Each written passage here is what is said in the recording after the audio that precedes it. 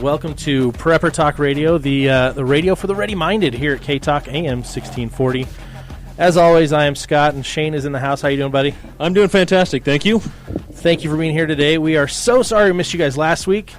The crap literally runneth over. Yeah, it didn't hit the fan, but it runneth over. Well, it sort of did hit a fan. So there's a wheel mechanism, a suction fan system. It's blades, sump pump, in the sump pump.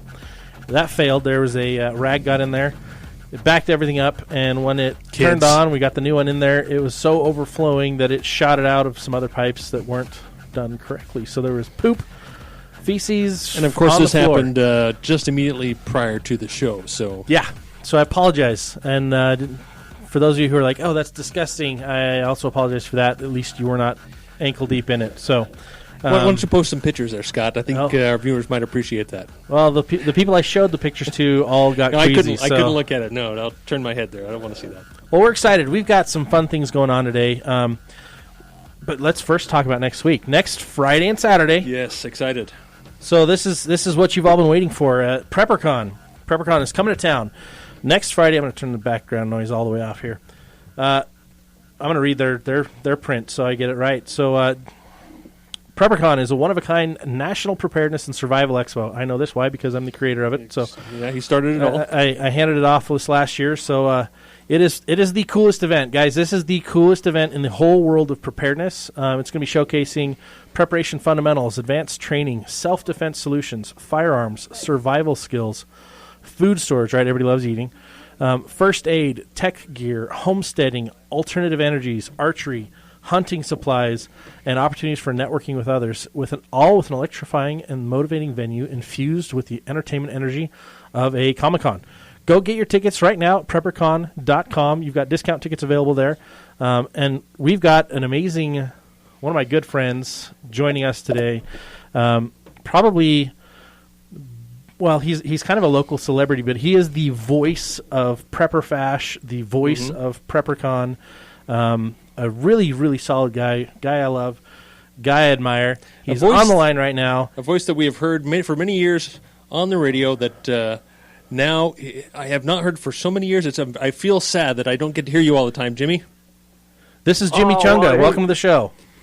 Hey, gents. How are you? Thanks for having me on. It's good to be here. Fantastic. Oh, man. It is awesome to have you. This is our first time having you on our show, I believe. The very first time. Long overdue. My maiden voyage. Actually, no, you were on during PrepperCon last year. You came on as a guest, I believe. With yeah, that's right. That's I forgot. That's true. I remember that. We were running around like crazy. Yes. And I think I popped in real quick to say hi, and then it was a real short thing, but yeah, it was a lot of fun. Yeah, absolutely. Well, we're glad to have you. Tell us what you guys have been working on this year that's going to make it fun. We've got Mykel Hawke coming on in our next segment. He's going to be at PrepperCon. But what else? Oh, great! What else is going on? So you've got Mykel Hawke on today. Well, he's one of our our big celebrity guests, and we also are bringing in this year for 2018. We're going to be bringing in Matt Graham, one of my personal favorites. Oh yeah, I mean the guy's amazing. You've seen him on Discovery Channel. You've seen him on National Geographic. I also think he's done some work for Fox News as well. So he's been all over the place, and we're excited to have him in. Just a reminder for everyone that is thinking about coming to PrepperCon, we're going to be, the dates are May 18th and 19th, so not this weekend, but next weekend. The doors open at 11 a.m. on Friday, and it goes till 9:30, and then on Saturday it's 9 to 8. Tickets are on sale now at PrepperCon.com. If you want to go get them, they'll be available at the door, of course, but if you want to grab them early, you can definitely go do that at PrepperCon.com. Plus, you can waste some time while you're at work. Hang out on the website and see all the cool stuff and see what we're doing. So you guys asked the question what we're going to be doing this year that's perhaps a little bit different than we've done in the past. You guys are intimately familiar with PrepperCon. Yes. For heaven's sakes, Scott was the man until he had a baby. Decided I'm done. I know. I needed to focus family first. And it was thanks for that, Scott. Hard decision, but a necessary one, and I'm grateful you guys picked up the reins and kept it going. I saw that you guys have a laser tag simulation thing going on there this year. That's new. Yeah, it is new. It's Nexus Tactical Laser Tag. That's the company. So it's not. It's a little bit different than what you would think of with your standard run-of-the-mill laser tag. There's a tactical edge to this, and of course, it's all about being prepared. And when people come to PrepperCon, they come for a variety of reasons, as you guys know. If you are on the right side, if you're leaning right politically, you will worry about things like home and self-defense and the Second Amendment and keeping a wary eye on the government, things like that. Yep. If you're on the left-leaning side of things, right? If you're leaning left, if you are the more liberal or progressive side of things, you're going to be worrying about growing an organic garden or living off the grid and maximizing the impact that you can make on the environment by minimizing your footprint, right? And we do all of that at PrepperCon. So that's part of it is the Nexus tactical laser tag.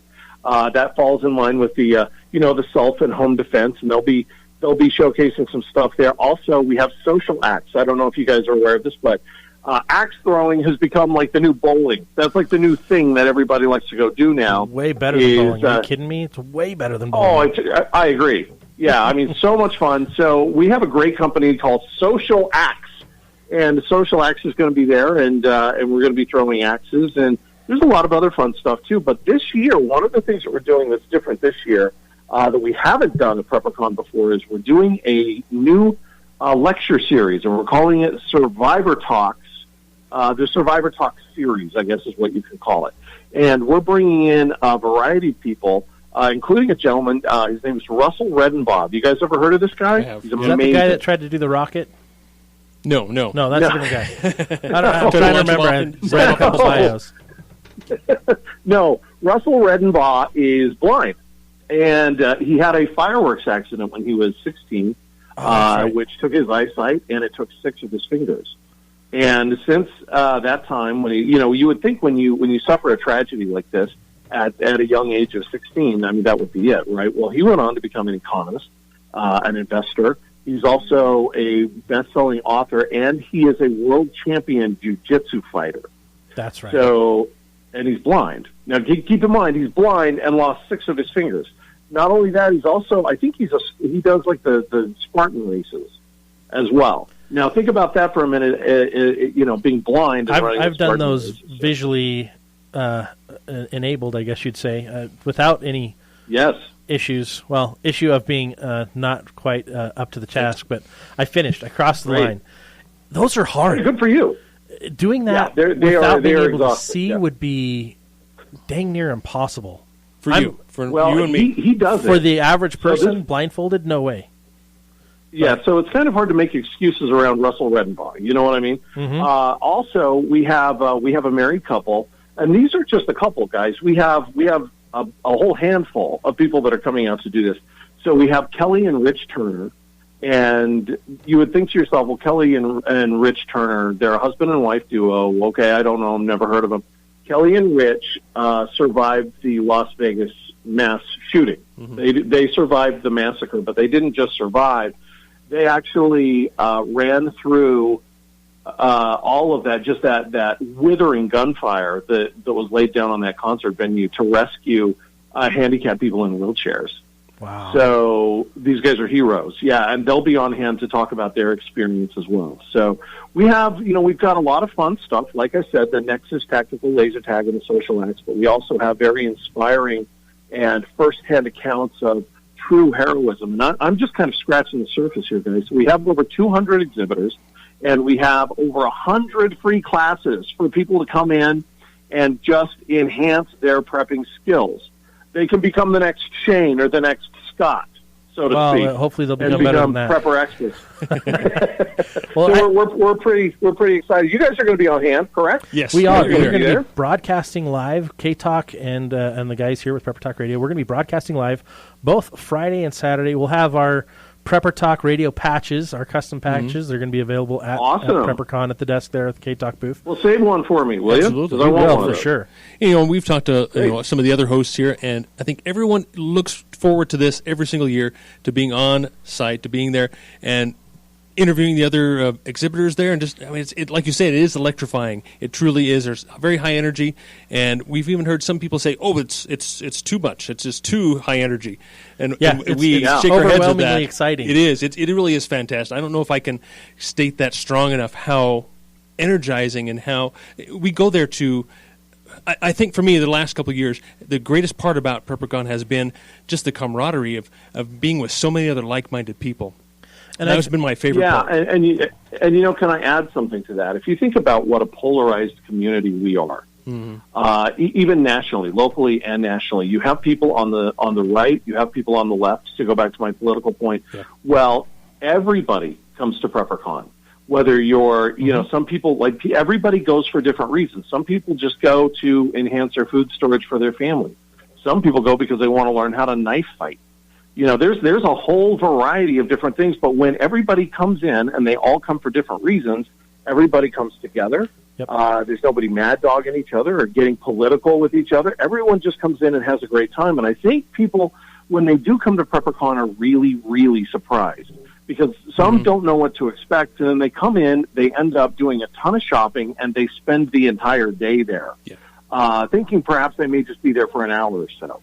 So we're really, really excited about this year.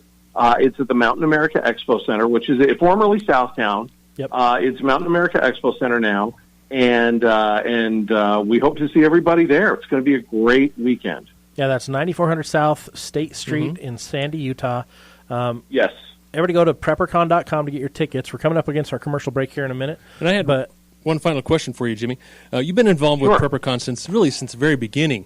How has PrepperCon changed you as an individual? Oh, well, you know, it has, you know, I know we're coming up against a break here, but it has changed me tremendously. I have, I didn't think about this stuff when Scott first asked me to be. That's why I'm asking you, because I knew that, you weren't much for a prepper first time around. I go nowhere. I don't go anywhere. You're a gun guy, though. You've always been a gun guy.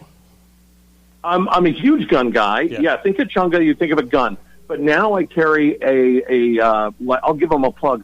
I carry the world's smallest survival kit in my daily backpack every day from a company called Stealth Angel. Oh, okay. So I can, you know, I don't go anywhere without being completely prepared, and I'll be honest with you, it has saved my butt, especially last winter, a number of different times. So, you know, you can be, you know, neck deep in the prepper culture, or you can just have a passing fascination with it. But even if you do a little bit of prepping, it's going to take you a long way when you actually need it. Absolutely. So everybody should come check us out. Awesome. Thank you, Chunga, for joining us. Appreciate you taking some time out of your busy schedule. I know the last week, the push for PrepperCon is huge. It's insanity. Yeah. So it's pretty crazy. We'll let you go, thanks, but guys. Thank you so much for being with us. I appreciate having me on. Awesome. Yeah, we'll see you next weekend. See you on Friday. Sounds good. All right. Bye-bye. See ya.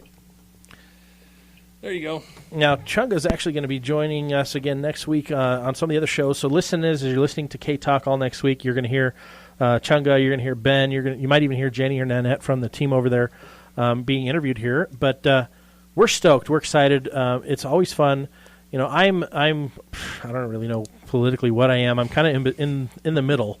My passion is to help people be prepared, and Shane's passion is to help people be prepared.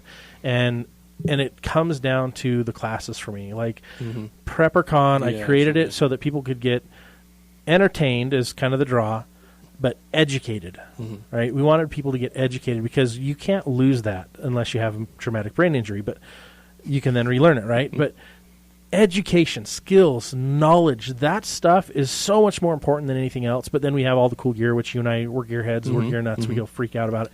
It's phenomenal and fun. So stick with us. I mean, the next segment, we're actually going to have our good buddy Mykel Hawke going to be joining us, calling in from, I think, man, I don't know where he is today. He's all over the world, but Texas, I believe. But stay tuned. We'll be right back after the sponsor messages. Welcome back to Prepper Talk Radio here at K-Talk 1640 Radio for the ready-minded. And we just love doing this show. We're glad to be here this week. Get a little rusty at it if we miss a week or two, so we apologize. Yeah, so check us out. Go to PrepperTalkRadio.com. You can check out our latest blog posts, which we're kind of needing to get a little more on there. We've been busy with some other stuff, but we're launching Ready Radius at Prepper Talk or at PrepperCon. So those of you who are coming, get the book there. But we're excited. We've got a new guest here with us right now. Hopefully you can hear us okay. Mykel, are you there? Yes, I am here, and I hear you loud and clear. Fantastic. Thank you for joining us. For those of you who don't know who Mykel is, he's a reality television star for Wow, Man, Woman, Wild. For what? Discovery Channel. You've been on Discovery Channel. You've been kind of all over the place, but you do a lot of public speaking. You've been on the news. Were you on The Bachelor recently? I was indeed, man. What's up with that? What's up with you being on The Bachelor? You're not a Bachelor. How did I miss that? You guys were on The Bachelor? So you missed a lot, man. Yeah, so basically the dude wanted to put the women to the test and see who was worthy. So he took them on a survival date. So me and the sergeant major took the girls out in the mountains for a day and taught them everything they needed to know to survive. Oh, that's we cool. suffered in the brutal cold and the snow. Suffered, put air quotes up, right? No, dude, no. And then the only thing they showed was drinking pee and eating bugs. It's like, yay, go. Oh, lame. The power of editing, right? Yeah, exactly. Oh, Everything else hit the cutting room floor. But you're also, let's go back in your history because you've got an amazing resume. Former Green Beret. Tell us a little bit about what you specialized in and how you, after leaving the military, you ended up doing survival training. Well, I mean, speaking of history, we just did the show for Leonardo DiCaprio on History Channel called The Frontiersman, which was looking at the great legends of American pioneers. And, man, if you haven't seen it, it was really well done. But back to answer your question, long story short, man, is I joined in 1982. I became a Special Forces medic, communications intelligence guy, and after Desert Storm was a little bit lame to my liking, I got out and went contracting for a few years, long before 9/11, when it was only by word of mouth. And I spent, about 5 years in war zones. And then 9/11 kicked off, and a Special Forces General, Harley Davis, check that name out, said, "Hey, Mike, you got a lot of experience. You ought to come back in and pass it on to the new generation." So I did. I went back through Special Forces training as an officer and found out that, if you want to retire as an officer, you got to stay in 10 years as an officer. So I stayed until 2011 and retired. And but the way I got into TV was just a fluke, because I started working in contracting war zones, and that was really intense. So I started a tourism business, and that's where MTV Road Rules found me in 1998. And then I did a few shows. But then after 9/11, when Green Berets on horseback were all in the news and everything, I was about the only Green Beret that anybody in TV knew. So they said, "Hey, would you mind doing this? Would you mind doing that?" And before you know it, I did I had 6 of my own series and 50 different TV shows and even a film and a lot of news spots. So, so when you started off saying reality TV guy, I was going to be like, man, do push-ups. I'm a proper Green Beret dude, combat vet first. And I pride myself really on being a teacher, teaching survival, teaching languages, and teaching medicine. Well, that's what I want to really focus on is the education is the first part, right? And that came through your experience. Yes. And that's what drew us to wanting you to come out to PrepperCon the first year. I mean, you and I met at SHOT Show, and I was just like, dude, we got to get you out here.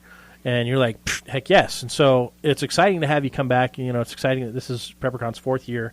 Are you going to be able to do any classes or speaking at PrepperCon this year? Are you going to have a booth talking about your books? No, not going to have a booth. Not going to have a booth, but I am going to be on deck doing some speaking / teaching.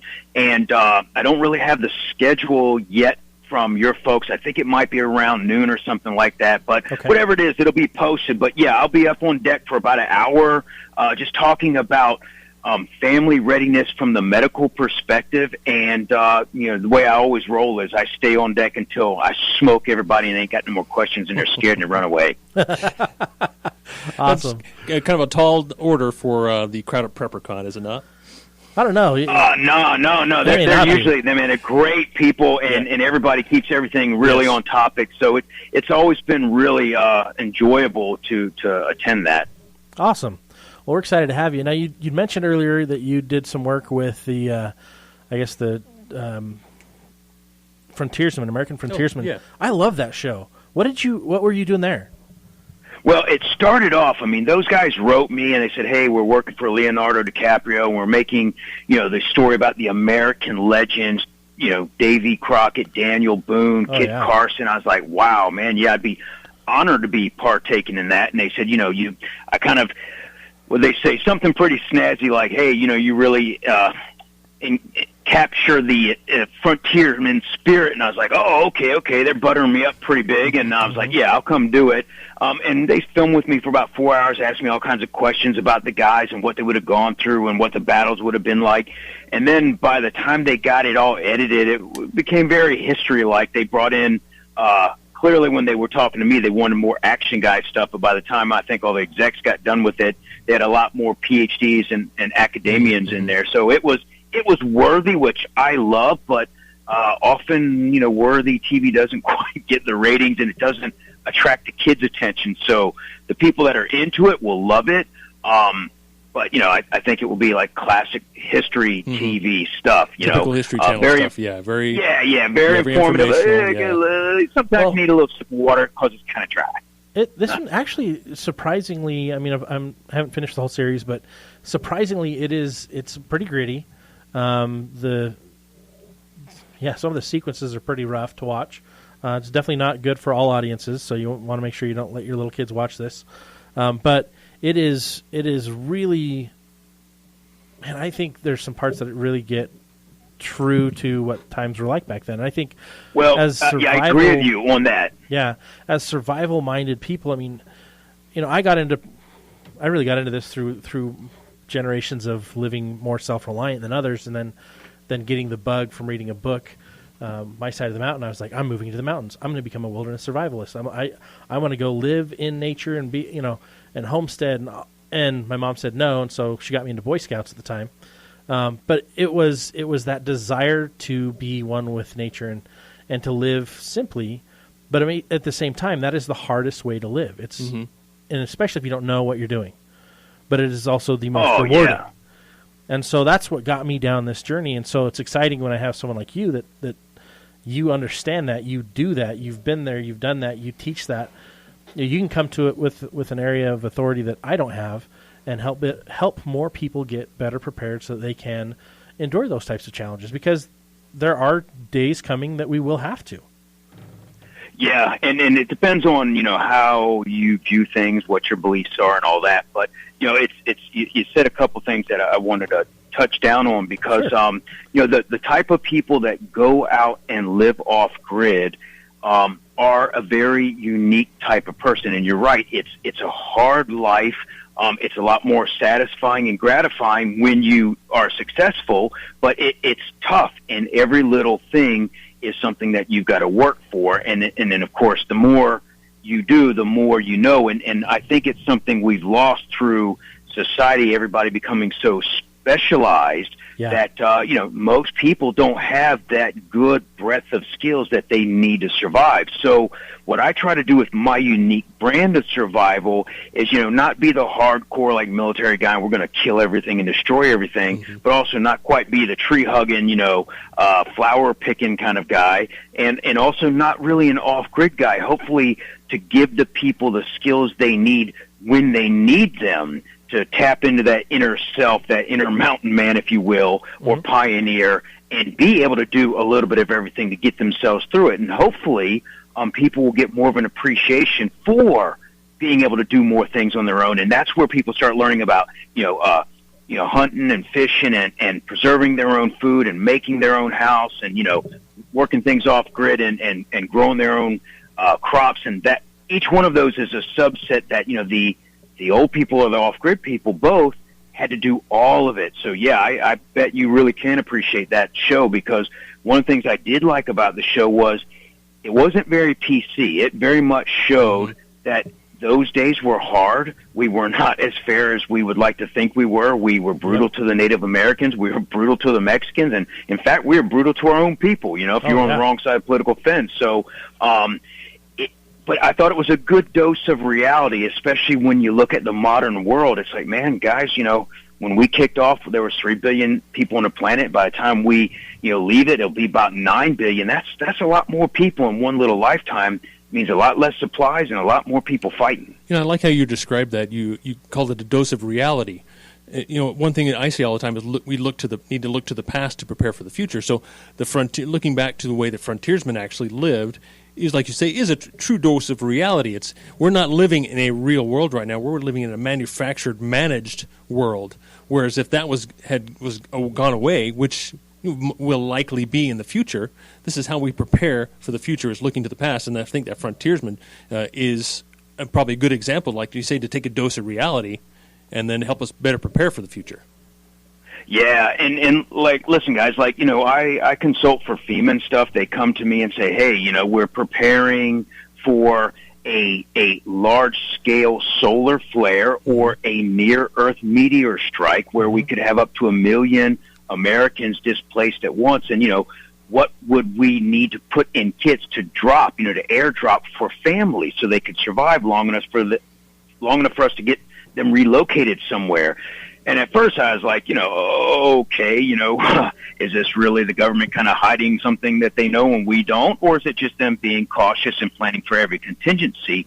But, the bottom line is, and I tell this to people all the time, everybody can't check out and go live off grid. Right. It's just not going to work. And life continues. So I tell people all the time, it's good to be part of society and life and enjoy the time that we do have and the peace while it lasts, but also at the same time be preparing yourself for the very likely possibility that it might go away temporarily or permanently. But either way, if you are ready to meet it should it come, you'll always be in a better place than if you don't prepare. Always. But preparing takes work and time and dime and study, and that's what a lot of people aren't willing to do. They don't have the discipline and the direction on where do I go, what do I do? Mm-hmm. Right. Well, there's also so much misinformation online that if you go down the wrong rabbit hole, you could get lost for a long time, not have the right information that's really the right education or the right content to help you better prepare.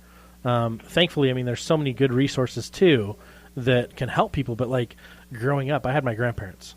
They were the first generation off the farm, true homesteaders.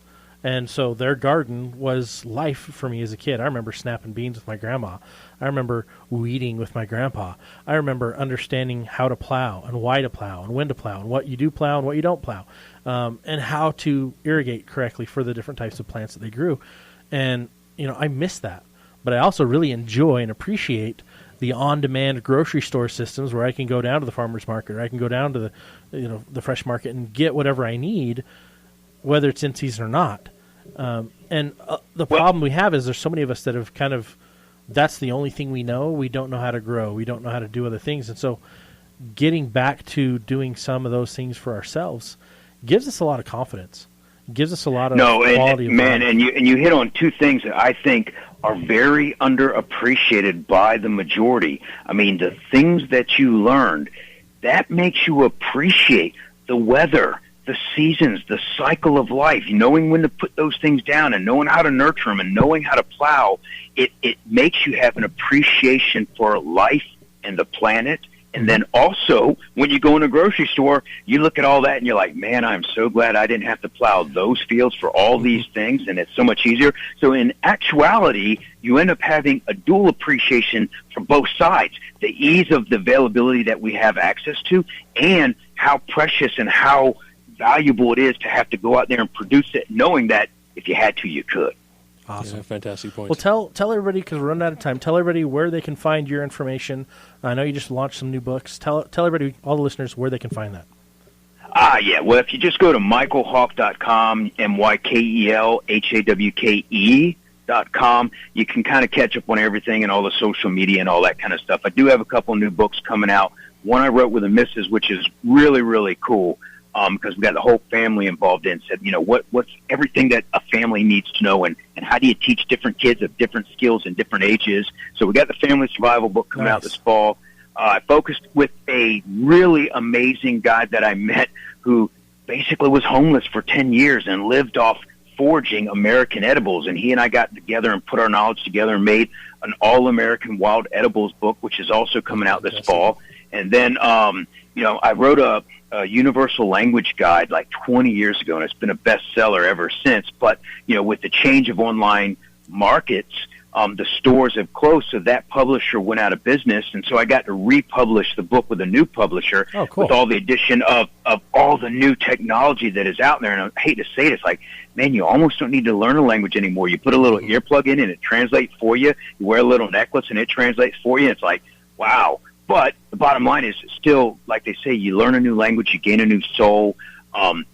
and technology can and will fail. So if you can speak a foreign language, so that there's a new universal language book coming out. But the big thing for me is just that I'm starting to run more courses where we're teaching families survival and wilderness first aid. And we're doing most of it out here in Florida because that's where I'm based now.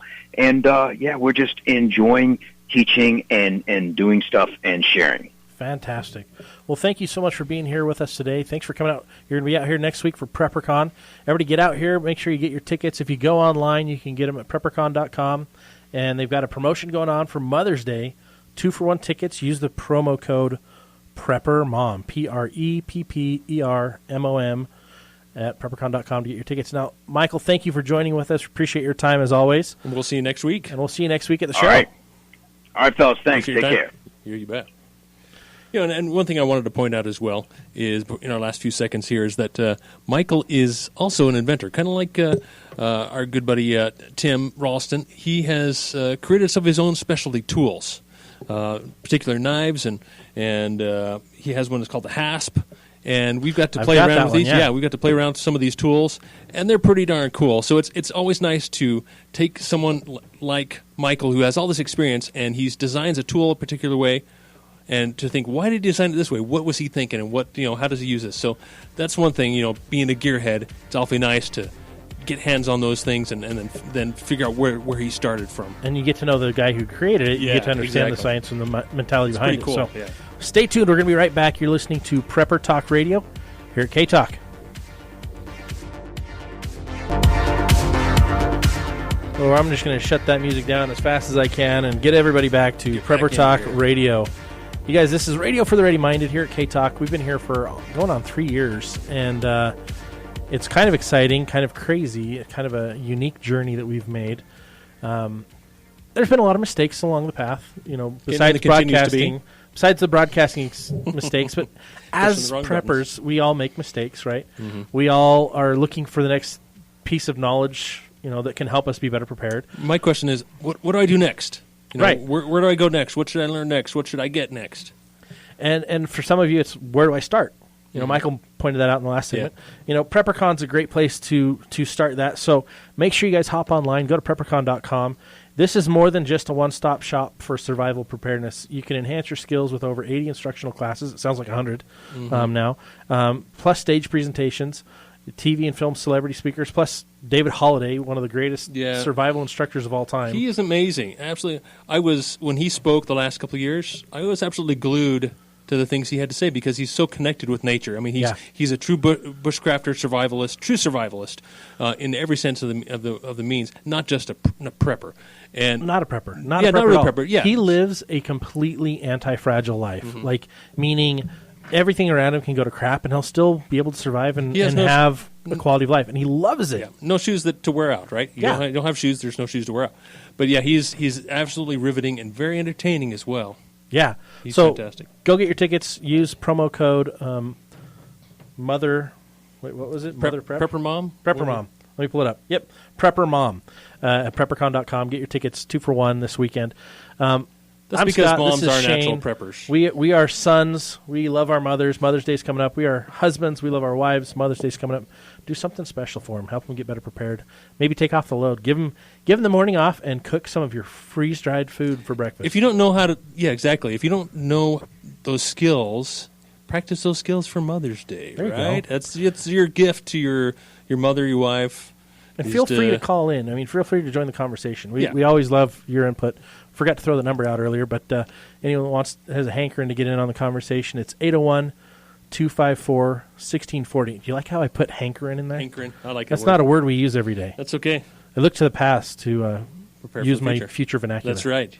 Got to look back to these old world words. Yep. Like shenanigans. Meanings. Shenanigans. There we go. I'm up to shenanigans. I'm a shenaniganizer. Are you Irish, Scott? I'm not Irish. Very little bit. I'm mostly Scottish, and I did the DNA test and found out I'm mostly Scottish, mostly from the UK, so Scotland, and then the UK, a little bit of Ireland, and then of the Nordic, Norwegian, Scandinavian, descendants. So you're a mutt. My DNA is very much barrel-chested, robust, our people, right? And I love haggis. I don't have any in my food storage yet. I've never tried it. I don't know that it's actually really good. It's a blood sausage. It's exactly my point. A dish best served warm. Very warm. But yeah, so skills, mindsets. I mean, I think when it all comes down to it, I think the biggest and most important thing you can focus on is what you know. It's more important than tools. It's more important than surpluses. Yep. And that's why you'll find Scott and I there at PrepperCon as well. We're going to learn. We're going to network. We will be at the K-Talk booth. And we'll broadcast a good amount of time. We'll broadcast from there, and we'll have some cool things there to talk about if you want to come talk to us. I've got a cool pack I had made and designed, and it's just been a process, a progress of starting out immature, right, in prepping, and then growing and actually becoming more simple instead of more complex. And it's a very streamlined pack. Yeah. I like that it's expandable. So it's a really good scavenger solution, right? And durability. I mean, that's what I'm really starting to. It's about being anti-fragile. I mean, even in the gear you have. So come talk to us. We're happy to. We want to tell you about all our favorite things, our favorite gear, and then like Scott was saying, we were coming out with our first book. Yep. There will be many more to follow. This is our new. I don't want to call it a theme. Our new rethink how you are ready. There we go. That's really what it is. I mean, it's reprioritizing how to get prepared, especially for those of you who are beginners. But for those of you who are a little more advanced, going back to the basics and focusing first on the most effective things. And it's a mind shift. It's kind of a paradigm shift. Absolutely, paradigm shift. It's called the Ready Radius for a reason. It's all about the rings. You start from the inside and you work your way out to the next solution. And it's also about overcoming and adapting. Utilizing the things that are around you to be better prepared. Because there's so many tools around us that we don't even pay attention to. And that's why I love David Holliday. He makes things out of tools that aren't tools to begin with. Like he can craft those things. And well, what can you craft, right? It all goes back to what does he know, and he knows a lot. So that experience, and Shane and I, we've made mistakes. We've made tons of mistakes on air, but we've made mistakes in our preparedness. I mean, I've bought stuff that I'm like, yes, I need to have this. But see, that also applies to looking to the past, right? Looking to our own past and looking at our own mistakes, which is painful. It can be painful to look back to our mistakes. We only want to look forward, right? Right. And not look back. But we need to look back to our mistakes in order to correct them and to make a better choice next time, right? Exactly. So that's... and it's funny because like you'll buy stuff and it'll expire, or you'll buy something thinking it's the right multi-tool and you'll find that, it doesn't have the leverage you need, or the saw breaks, or, it could be a cheap discount knockoff that you got thinking, wow, I'm getting the real thing, and you didn't pay attention. Yep. Well, just like this backpack. I've spent so much money on different kinds of backpack. Oh, this is going to be the perfect pack. Yeah. This is going to be the perfect... There is no perfect pack, and so... And I don't want to get into this, but come and talk to us about it there, and I'm going to do a blog post and all this good stuff too. But it's funny. How many bags have you bought my goodness, over the years? It's such a waste. I've wasted so much money on bags, and I guess it's not really a waste because then I'll give it to somebody else, or I'll pass it along to somebody else who can use it, or one of my kids or whatever. So I guess it's not a total waste. It's been a learning experience for me, and now I've come to the point where like, this is perfect. This is absolutely for me. I'm saying this is for me. This is perfect for me, and I'm truly ecstatic about getting to this point in my life to where I know that, okay, I'm simplifying. I'm not making things more complicated, and this is just one simple little step, another little puzzle piece I plugged in, and it basically the light goes on. Oh, you figured it out. You've gotten to that point. It's like, I can't believe I'm finally here. What do I do next, right? So the lady rose out of the water and handed you Excalibur. Oh, yeah, something like that. There you go. But King Arthur. It was King pure Shane. inspiration, I guess you could say to me, but not just inspiration, of experience of years of experimenting and trying and failing and making mistakes and getting to the point where like, okay, this is perfect for me, and hopefully I can share that with you, and I can convey how I got here and my process and all that stuff. So, and it not only applies just to this simple one little backpack, but to many different aspects of prepping and preparedness and survival and life in particular. I mean, it's kind of stupid. I'm applying a backpack to different theories of life, So, but I wouldn't say that's stupid. I think it's everything that we have should be adaptable, right? And everything we have should have a lesson that comes with it, or knowledge that can be gleaned or gained from it. I mean, I've probably spent over $1,500 on different types of bags over the last 2 to 3 decades, and I've actually bought a bag and loved it, but thought I needed something different and went back to the previous bag. Mm-hmm. Yeah, absolutely. And it's all based on also where I am in life. Like right now I have a car kit that is my get home bag. For me, my number one priority is my family. And I am no good to them unless I'm with them. So I have to get home no matter where I am. And I used to travel a ton for work, and so I'd have an overabundance of stuff for me and other people in case I had other people with me in my car. But now, thankfully, it's just me. And so I can streamline. I've streamlined quite a bit. Yep. And I can get home as fast as I can possibly get And I think home. that's one of the mistakes that I've made in the past. I know a lot of preppers do, is just having too much stuff, being too complicated.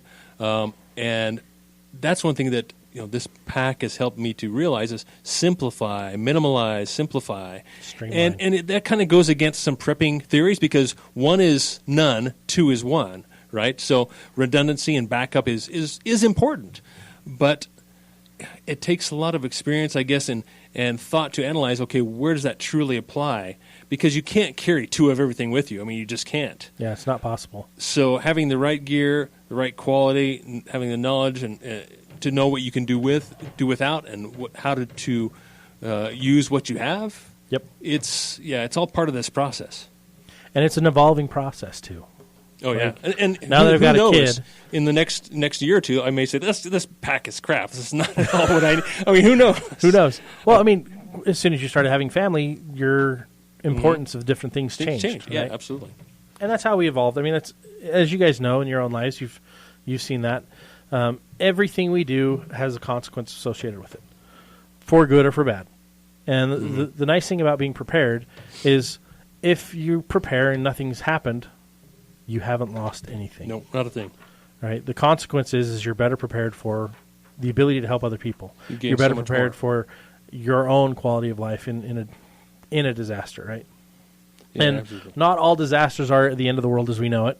Some of them are the loss of a job. Some of them are, I broke my leg and I can no longer drive for a while. There's different things that can hiccup in our life, and I want us to be able to advance through those hiccups as seamlessly as possible. And I think that a lot of times life requires a lot of luck, right? What do you mean? Maybe requires not the right word, but we want to get lucky in certain ways. Like, this is going to take some luck for this to happen or this to happen. Well, man, there was a time in my life that I really wanted to get lucky, but then I got married. Yeah, you know what I'm talking about. And now I am lucky. I knew it was going to go that way. Well, we're guys. But you know what I'm talking. Yeah, but you know what I'm talking about is. Well, I want to win $1 million. There you go. That's pure luck, right? I mean, that's nothing but luck. And so, what I wanted to say is that luck favors the prepared. And I know you've all heard that. Well, luck favors the bold, and the bold are prepared. Absolutely. Because if you're not prepared, you're not bold. Right? You can't be unprepared and stand on your own, and that's where bold people go. Absolutely, they stand on their own, right? Yep. And you look at through the history. I mean, we talked about the national or the History Channel, the legends and heroes of the frontier. Daniel Boone. You look at Davy Crockett. Did you know Davy Crockett was a congressman? I think I did know that. Yep. Most people don't know that. They just think, oh yeah, he was just a rough and tumble. He killed his first bear when he was only 3. Thank you, Disneyland, for instilling that song in all of, or Disney for instilling that song in all of us. But there's so many more facets to these history icons. Benjamin Franklin. Wow, what an amazing character! What an amazing mind. Thomas Edison. What an amazing mind! What an innovator! Well, you look at the frontiersmen, and you look at like Kit Carson. Dude, that was the scrappiest dude in probably the history of the Wild West. Like that guy, holy cow! He was a string bean, built out of sinew, rough and tumble as they come, kind of guy. But apparently, he had a heart of gold. Yep. He's always trying to help other people. I mean, and then you look at Sacagawea. That lady, holy crap, was tough. Well, let's talk about. And I think this kind of goes along the same lines as what you're talking about, is that we're trying to change the kind of the whole paradigm of prepping. In prepping, we don't talk about prepping, or we don't talk about our stuff, right? But and I don't want to classify it's not that we preppers. don't talk We're about not, our stuff. You don't need to, but the whole mindset of I'm not telling anybody I'm a prepper because then I'm a mark, and that right. You're a we want target people to be more focused on how can I increase my security by increasing the number of people that are prepared around me. Our ready radius. Yeah, it's that ready radius. It's I have a sphere of influence. You have a sphere of influence. Shane has a sphere of influence. And however we impact that sphere is going to either have a positive or negative retribution in our lives or result in our lives, right? So if I can help more people be prepared, if I believe in this, I need to find ways to talk to those people and help them understand that this is important. Not scaring them, not badgering them, but giving them opportunities. Invite them camping. Invite them over for a barbecue and show them alternative ways to cook. I mean, there's so many different things you can do for them to go, oh, wow, that's a cool little skill you got there. Oh, that's a cool little tool you got there. Oh, wow, what are you going to do with the power? Oh, the power went out. Hey, what are you going to do? Well, let me show you. Now you can help other people be better prepared. I mean, I'm going to be doing workshops almost every probably 2 months for my local community where I live. But we each have a responsibility. And whatever that responsibility is, and if you feel that drive, if you feel that call, answer it. Answer it today and get involved. Amen. You've been listening to Prepper Talk Radio. This is home of the radio for the ready-minded here at K-Talk. Thank you for tuning in. Thank you for being with us. We're going to leave you with our sponsors, and we'll see you next week at PrepperCon. PrepperCon is coming to the Mountain America Expo Center in Sandy on May 18th and 19th. PrepperCon is a one-of-a-kind prep and survival expo that showcases basic preparation fundamentals and advanced training with over 80 instructional classes and stage presentations. You can meet TV and film celebrity guests, join entertaining panel discussions, and find out what it's like to survive a Category 4 hurricane with PrepperCon's exclusive Hurricane Simulator. And for 2018, Prepper Fash, the world's first prepper fashion show, is bigger and more bizarre than ever. Come try your skill at axe throwing and shop for the latest in food storage, hunting supplies, tech gear, first aid, home and self-defense, or alternative energies. There's something for everyone at PrepperCon. Advance tickets are on sale now at PrepperCon.com. It's PrepperCon, May 18th and 19th at the Mountain America Expo Center in Sandy. Survive anything.